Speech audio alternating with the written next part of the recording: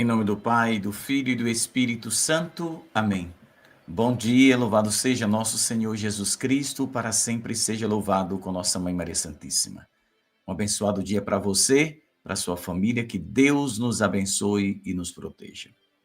Hoje escolhi como tema quando as trevas parecem vencer. Pois é, mas eu vou lhe mostrar que não é assim também não. Aparentemente, a igreja tem sofrido uma derrota, mas passado por provação sim, mas derrota não. A gente sabe que a Igreja Católica, por ser a Igreja de Jesus, ela passou no passado e passará por provações nunca antes vista em toda a história desde a sua fundação. Nossa Senhora, em Anguera, afirma essa verdade. E nós precisamos dobrar nossos joelhos em oração, mesmo porque sem oração não há vitória. A Igreja de Cristo, que é única, quem quiser fundar a sua igreja, que o faça. Mas quem quiser ser católico, que assuma o seu compromisso. Vamos falar muito sobre isso durante esta semana.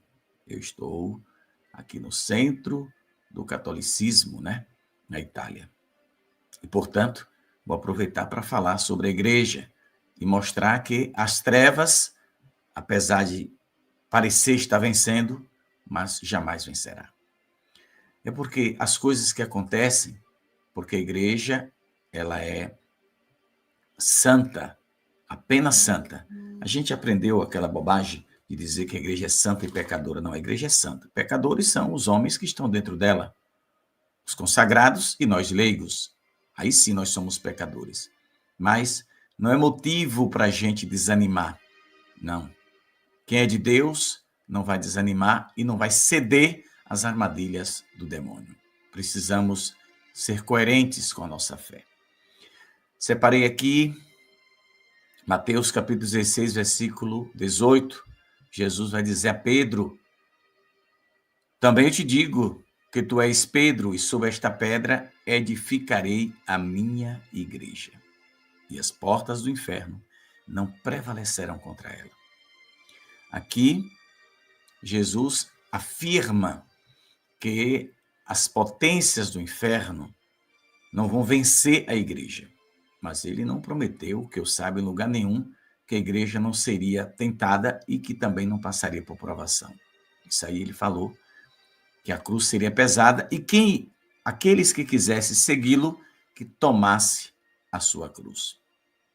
Então aqui Jesus mostra que a igreja é obra dele, não é obra humana. Que os consagrados, todos sem exceção, possam experimentar essa verdade em suas vidas, porque senão a coisa complica. Se os consagrados que têm a missão de levar essa verdade não faz, imagine os leigos que vivem na ignorância. Mateus 18, 17, aí ali vem o contexto óbvio, né? De disciplina entre os consagrados, entre todos os que acreditam. E se não escutar a igreja, considere-o como um gentio ou publicano. Então, Jesus reconhece a autoridade da igreja como comunidade de fé. Então, a igreja tem o poder dado por Jesus de tomar decisões em nome dele, dentro dos ensinamentos dele. Não é endoidecer da cabeça e achar que pode fazer qualquer coisa porque é a autoridade da igreja. Isso aí Jesus não deu a ninguém este poder, né? Esse poder de ligar e desligar que o Papa, o primeiro Papa Pedro e todos os seus legítimos, verdadeiros sucessores, né? Já tivemos uns cabos atrapalhados no passado, né? Tem até Papa que foi parar no quinto dos infernos, e não é a aparição de Anguera que disse não, viu? Nem tampouco eu. Foram os santos da Igreja Católica. Tem Papa lá há século e nunca vai sair de lá, viu? Pois é, porque não foram fiéis. Então, Jesus não deu autoridade a nenhum Papa de mudar sua verdade. Então, o Papa não pode chegar e dizer, não, eu quero que seja assim. Não. Aí, se ele fizer isso, vai ter o mesmo destino que os colegas lá do passado e o Judas, que foi o traidor, né? Então, se trair Jesus como consagrado, não terá perdão nem nessa e nem na vida futura. Quem falou foi Jesus. São Paulo, falando sobre a igreja, falando a comunidade dos Efésios, no capítulo 1, versículo 22, ele diz que a igreja é o corpo de Cristo. Sujeitou todas as coisas aos seus pés, e sobre todas as coisas o constituiu como cabeça da igreja, que é seu corpo, a plenitude daquele que cumpre tudo em todos. Depois, ele fala que Cristo amou sua igreja. Cristo amou a igreja e a si mesmo se entregou por ela para santificar. É interessante que São Pedro vai dizer ao primeiro Papa que o julgamento, já falei isso aqui no canal várias vezes, o julgamento começará primeiro pela casa de Deus, que os consagrados não esqueçam.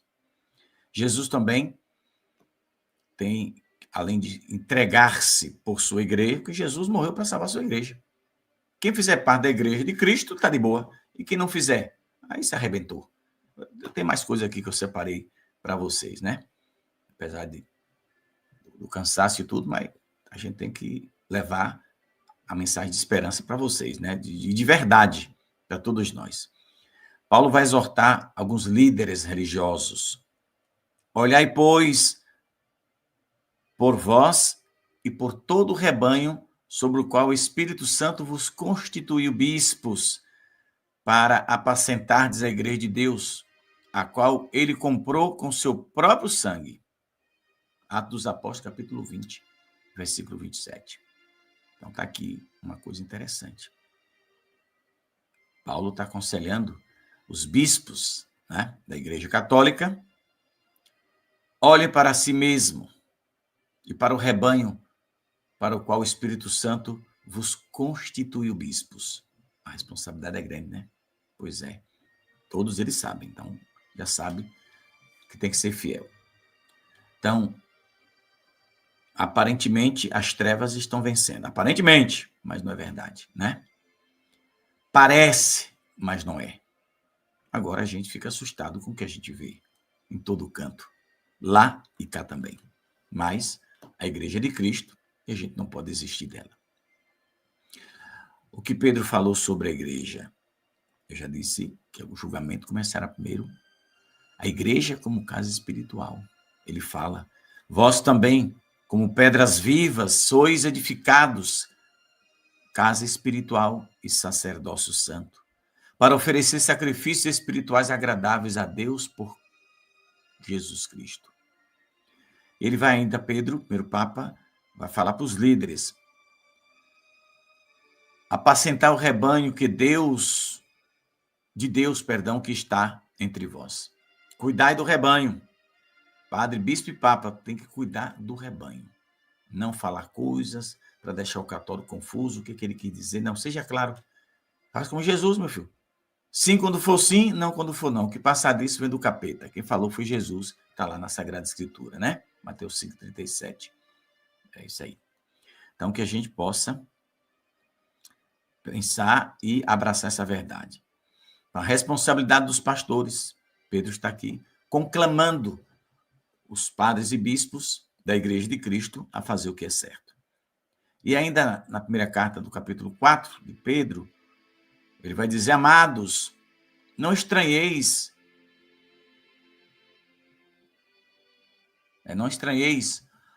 a ardente prova que vem sobre vós. Se pelo nome de Cristo sois vituperados, bem-aventurados sois. Vituperados, deve ser perseguido, coisa nesse sentido, né? É isso aí. É isso, perseguição.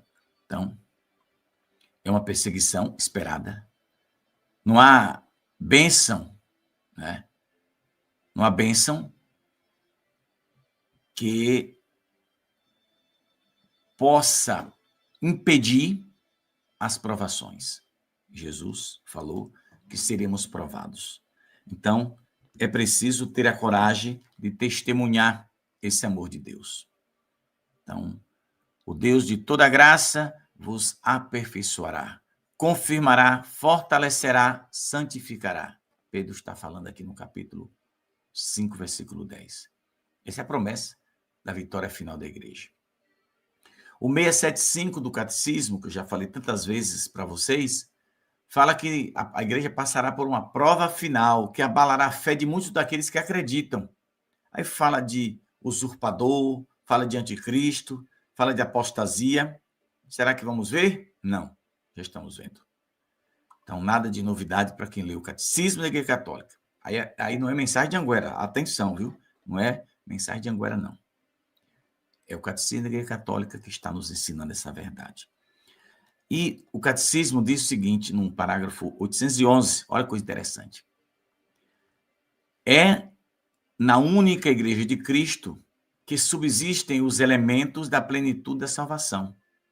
Ela é una porque tem como fonte e modelo a unidade de Deus uno, como fundador e cabeça, Jesus Cristo, e como alma, o Espírito Santo. Depois, pulando para o parágrafo 813 do Catecismo, a igreja afirma, aqui bate perfeitamente com a mensagem de Anguera, que eu fui perseguido muitas vezes por aquele Brasilzão afora, a minha pátria. Eu fui perseguido muitas vezes, né? Por causa desta mensagem que Nossa Senhora afirma que a Igreja Católica é a única Igreja de Cristo. Mas aqui o Catecismo está dizendo, a Igreja é una por sua origem. O supremo modelo e princípio deste mistério é a unidade em um só Deus, o Pai e o Filho no Espírito Santo. A Igreja é una por ser o fundador, pois o próprio Filho de Deus, feito homem, reconciliou pela cruz todos os homens com Deus, restabelecendo a unidade de todos em um só povo, em um só corpo. Pois é. E no parágrafo 816, ainda afirma, a única Igreja de Cristo existe na Igreja Católica, governada pelo sucessor de Pedro, pelos bispos em comunhão com ele. Tá. O que é que Nossa Senhora trouxe de novidade? Nossa Senhora só está defendendo essa verdade que está aqui no Catecismo e que hoje muitos consagrados nem lêem mais por respeito aos irmãos que não são católicos. Pois é. Aí Nossa Senhora vem e fala porque ela sabe da importância de se falar a verdade. Então, conhecereis a verdade e a verdade vos libertará. Então, vamos pensar na importância, né, na importância de defender a fé, de defender aquilo que é de Deus. Então, eu peço a você que compartilhe nossa catequese, esses dias em missão.